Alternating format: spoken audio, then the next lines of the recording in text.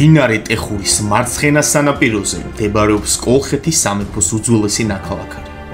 ამ ადგილს დღეს ნოქალაქები ჰქვია. ბერძნულ ისტორიულ წყაროებში მას მოიხსენიებენ როგორც არქეოპოლისს, ანუ არქაულ უძველეს ქალაქს. ქართულად მისი სახელი ციხე-გოჯია, ხოლო მეგრულ ენაზე ჯიხაქვინჯი. ამ ოთხ ტოპონიმში გაერთიანებულია კოლხური ცივილიზაცია. ნაქალაქარის გალავანი, რომლის აგებაც ეგრისის მმართველ ქუჯის უკავშირდება, დათარიღებულია ძველით მეოთხე საუკუნით. კედელი დღესაც დგას და წარმოადგენს იმდროინდელ თავდაცვით არქიტექტურას, თავისი სიმტკიცითა და სივრცულის სტრატეგიით. კედლები მაღლობზეა აგებული. იგი მტრის მისასვლელს გადმოჰყურებს და ქალაქს ფარავს. 10 მეტრამდე სიმაღლის და რამდენიმე მეტრის სიგანეს. აშენებული ქვით, რომელიც მდინარე ტეხურიდან მოჰქონდათ. გალავანი არა მხოლოდ ქალაქის ფიზიკური დაცვა იყო, არამედ მისი პოლიტიკური სიმტკიცის სიმბოლოც. გალავნის შიგნით იშლება ქალაქის შიდა სივრცე. აქ ცხადად ჩანს, რომ ციხე-გოჯი იყო არა მხოლოდ მტკიცე ციხე, არამედ განვითარებული ქალაქი, სადაც სოციალური და საზოგადოებრივი ფუნქციებიც იყო გათვალისწინებული. თითოეული ნაშენი, რაც შემოგშა, ყვება ამბავს იმდროინდელ ურბანულ კულტურაზე. ქალაქის გალავანი ეს არა მხოლოდ არქიტექტურული კონსტრუქცია, არამედ იდეის მატარებელია. ნოქალაქების გალავანს ორი შრი აქვს. ორფენად აშენებული გალავანი მიგვითითებს იმაზე, რომ ქალაქის თავდაცვა არ იყო მხოლოდ ფორმალობა, ეს იყო სისტემური, სტრატეგიული მიდგომა. გალავნის ქვედა ფენა უფრო ძველია. მასში ჩანს კოლხური თავდაცვითი არქიტექტურის პირველი ნიშნები. ზედა ფენა კი გვიჩვენებს შემდგომ პერიოდებში თავდაცვითი საჭიროებების ზრდას და ქალაქის გაძლიერებას. გალავნის საერთო სიგრძე 100 მეტრს ითვლის და ის მთლიანად ერტყმის ციტადელს, ქალაქის სამოქალაქო ზონას და მდინარის მიდამოებს. გალავანი მიემართება მარჯვნიდან მარცხენა ფერდობის ზედა ნაწილისაკენ. იგი იდეალურადაა შერჩეული. მტერს უნდა გაევლო ხეობა, გადაეკვითა მდინარე, დაეზლია სიმაღლე და მხოლოდ ამის შემდეგ მიახლოვებოდა კედლებს. ეს ქალაქი თავიდანვე ისე იყო დაგეგმილი, რომ გეოგრაფია თავად მებრძოლი ყოფილიყო და გალავანი ამ გეოგრაფიას ემატებოდა როგორც ადამიანის ინტელექტუალური პასუხი ბუნების მოწოდებაზე. კედლების მასშტაბიც მოწმობს ამ ყველაფერს. 7-10 მეტრის სიმაღლე, დაახლოებით 2-დან 3 მეტრამდე სისქის და კუთხეებზე განლაგებული კოშკების სისტემა.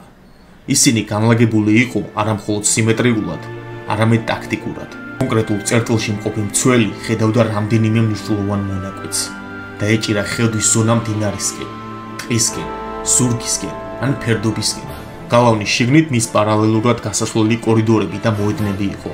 ომის შემთხვევაში ქალაქის მცველები მობილურად გადაადგილდებოდნენ. ციხოვნეები იცავდნენ არა მხოლოდ კედლებს მიღმა მყოფ ხალხს, არამედ კულტურასაც, ცოდნასაც და წესსაც. დღესაც ამ გალავანზე სიარულისას უნდა გვახსოვდეს. ქვა არაფერს ამბობს ხმამაღლა, მაგრამ კარგად რომ მოусმინო, გიყვება ყველაფერს. ეს კედლები ყვიროდნენ, როცა ხმალი ერტყმოდა. ჩუმად იყვნენ, როცა მტერი მორიდებულად იხედებოდა და როცა ფეხით შედიხარ შიგნით, თითქოს კედლების გვეუბნებიან, რომ მათ ისტორიას გაუძლეს. მდინარე ტეხურის ციხე-გოჯის ერთ-ერთი მთავარი გეოგრაფიული ძალაა. ქალაქის სამხრეთით გადაჭიმული ეს მდინარე იყო ბუნებრივი საზღვარი და პირველი ბარიერი მტრისთვის. მტერს, რომელიც ქალაქისკენ მოდიოდა, ჯერ უნდა გადაელახა სწორედ ეს წყალი, ხაფანგებით, ღრმული ფერდობებით და ხშირად მოულოდნელი დინებებით სავსე. მდინარე ამარაგებდა მოსახლეობას წყლით, საყოფაცხოვრებო, სასოფლო-სამეურნეო და თავდაცვითი საჭიროებებისთვის. მისი მეშვეობით იკვებებოდა აბანოები, არხები, წყალსატევები. ტეხურის წყალს ჰქონდა ძალა, აეღუწნიება და მიეწოდებინა ქალაქის ზედა ნაწილებშიც კი. ქალაქი იღვიძებდა მის ხმაზე და ძილის წინაც ის რჩებოდა უკანასკნელ გაგონებად.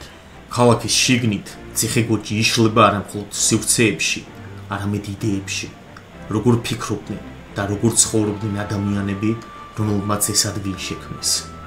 აქედან რომ გახვიდე, ჯერ აბანოები შეგვხვდება, რამდენიმე შენობა, ერთმანეთისგან განსხვავებული სტილით და მასშტაბით. ეს ყველაფერი მოწმობს, რომ აბანო მხოლოდ სისუფთავის ადგილი არ იყო. ეს იყო სოციალური ცენტრი, სადაც იკრიბებოდნენ, სჯელობდნენ და შესაძლოა პოლიტიკური გადაწყვეტილებებიც იქმნებოდა. წყლის არხები და რეზერვუარები, რაც დღემდე ჩანს ქვებში, მეტყველებს მაღალ საინჟინრო ინტელექტზე. ქალაქის მმართველებს ესმოდა წყლის მნიშვნელობა და იყენებდნენ მას, როგორც ყოველდღიური ცხოვრების ბირთვს.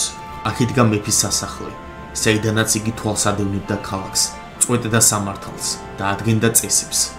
სასახლის ჩრდილში ქალაქი სუნთქავდა და ეს არ იყო მხოლოდ სიმბოლური რამ. აქედან აკონტროლებდნენ ყველას და ყველაფერს. ეკლესია ქალაქის სულიერი ცენტრი იყო. მისი ნანგრევები დღესაც ინარჩუნებს სიჩუმეს, რომელიც იმდროინდელი ლოცვის ხმას ატარებს. მისი არქიტექტურა მარტივია, მაგრამ სუსტი, სწორი ფორმა, სწორი ორიენტაცია და სივრცე საკრალური სუნთქვისთვის. ციხე-გოჯში არ არსებობს შემთხვევითი კედელი. თითოეულს თავისი ფუნქცია ჰქონდა. თითოეულ შენობას თავისი დრო, თავისი ხმები, თავისი მეხსიერება. მოქალაქეები იყო ქალაქი, სადაც ეძებდნენ ღმერთს, მართავდნენ ხალხს, იკრიბებოდნენ, განიცდიდნენ ბედნიერებასაც და დანაკარგსაც. ციხე-გოჯის მთავარი ღირსშესანიშნაობა არა მისი გალავანი, არამედ გვირაბია, რომელსაც ქალაქიდან მდინარემდე ჩავყავართ. ეს არის კოლხი არქიტექტორების მახვილი აზროვნების, გადარჩენის ინსტინქტის და სახელმწიფო დაცვის უკიდურესი ფორმა. ქალაქი, რომელსაც ჰქონდა სარეზერვო სუნთქვა, ყოველთვის ერთი ნაბიჯი წინ იდგა მტერზე.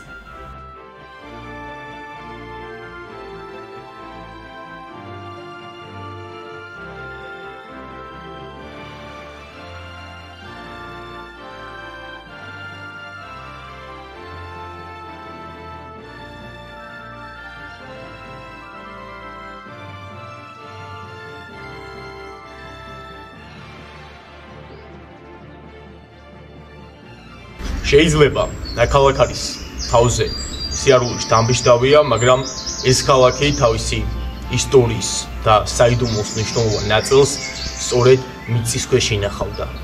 ეს გვირაბი, რომელიც მტრის თვალისთვის უხილავი იყო, ერთდროულად წარმოადგენდა როგორც თავდაცვის და ასევე გაქცევის გზას.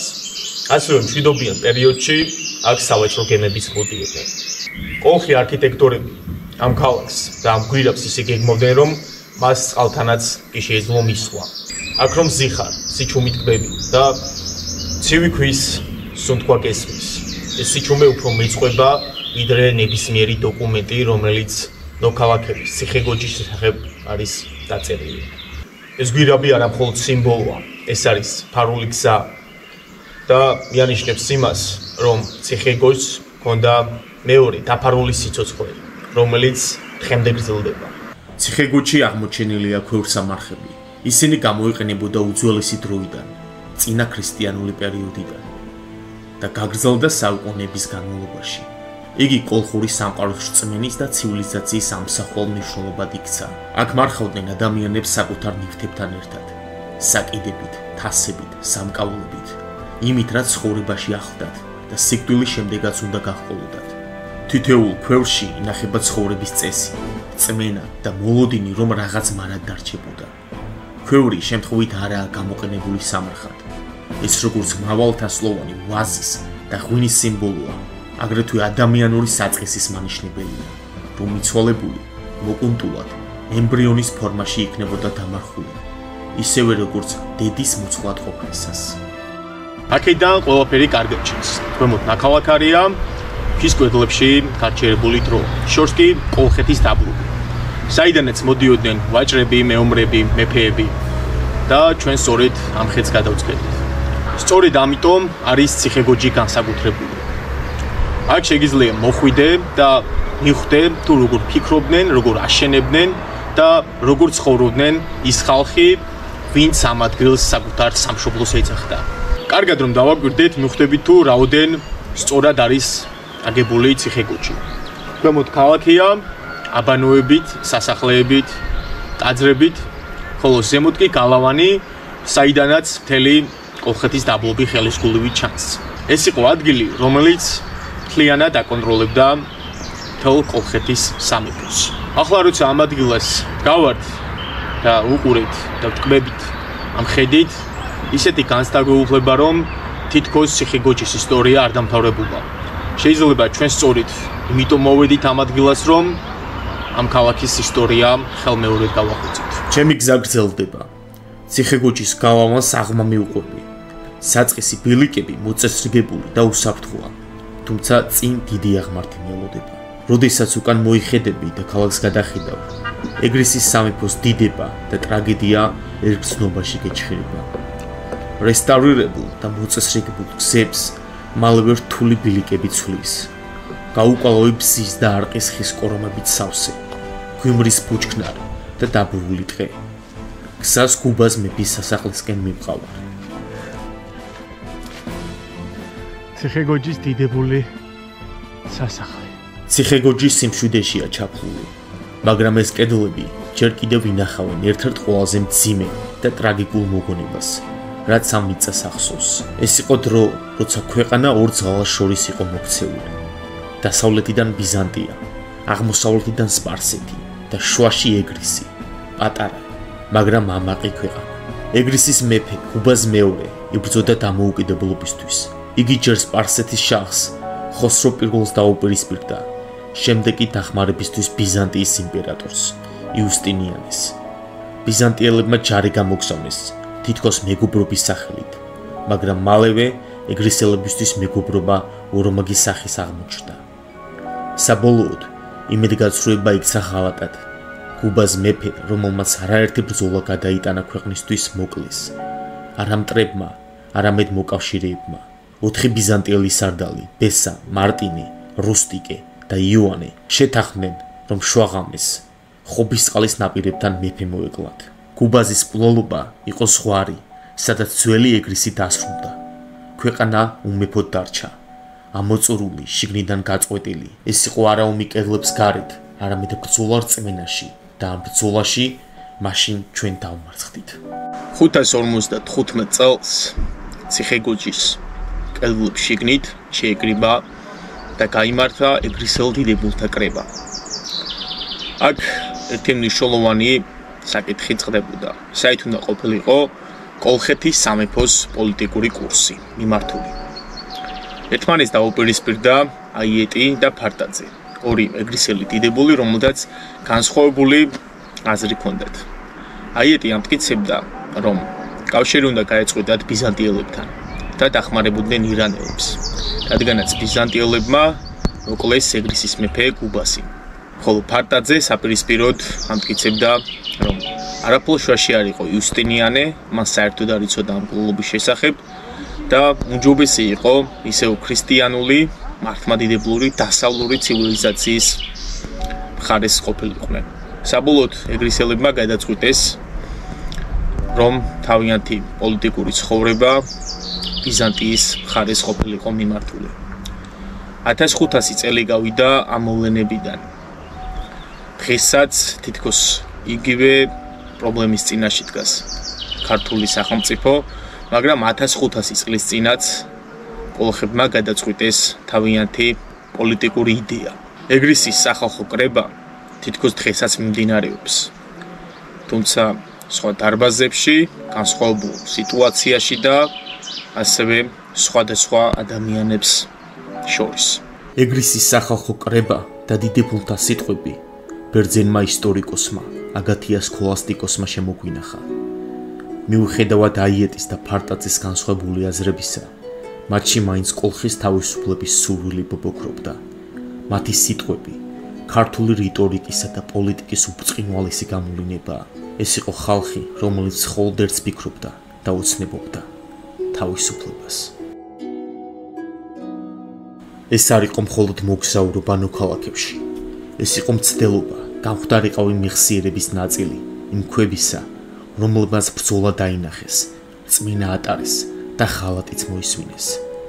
მე ვიარე ამ ქალაქის კედლებში, ჩავედი გვირაბში, ავუყევი გზას ციტადელამდე. გავჩერდი სამარხებთან და დავინახე მდინარე ტეხურის სიჩუმე, რომელიც მაინც გვეუბნება რაღაცას. ნოქალაქები არ არის მუზეუმი, ის არის ცოცხალი ადგილი, სადაც ქვა აღარ არის მხოლოდ ქვა, სადაც ჭრდილი აღარ არის უბრალოდ სინათლის ნაკლებობა. მათვის, ვინც უსმენს, აქ ისევ ისმის მეფეთა ნაბიჯების ხმა, ეგრისელთა ხმა, ხალხის, ვინც ერთგულებაზე იფიქრა და იმედგაცრუებაც გადაიტანა. ეს მოგზაურობა იყო ძიება, არა ისტორიული ფაქტების, არამედ საკუთარი ადგილის წარსულში, იმ წარსულში, რომელმაც უნდა გვასწავლოს, ვინ ვართ და რად ვიქეცით. თუ ეს ყველაფერი კაცში დარჩება, იმედი მაქვს, რომ მომდენოჯერ, როცა ციხეგოჯი გაგახსენდებათ, თქვენც იგრძნობთ, რომ ისტორია მხოლოდ წიგნებში არ იწერება. ის იქ იწყება, სადაც ჩვენ დგავართ.